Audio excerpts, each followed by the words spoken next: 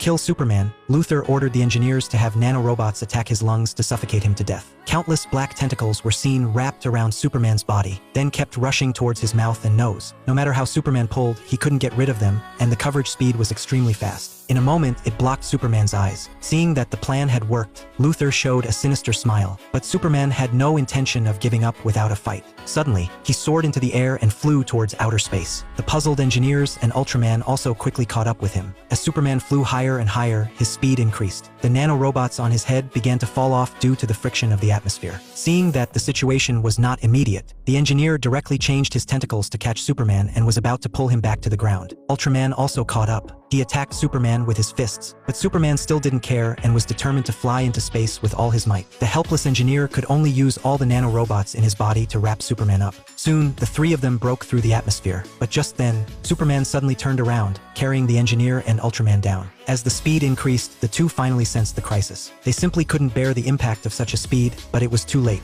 With a loud bang, they smashed through the cement directly and fell into the ground. Luthor immediately called on the drone to scan the area below and found that although the engineer still had a heartbeat, he had lost consciousness. Superman crawled out of the ruins. He desperately pulled the nanorobot out of his lungs and finally managed to catch his breath. At the same time, Ultraman also climbed out, but when he took off the smashed hood, Superman was so shocked that he froze on the spot, because the other person has the exact same face as oneself.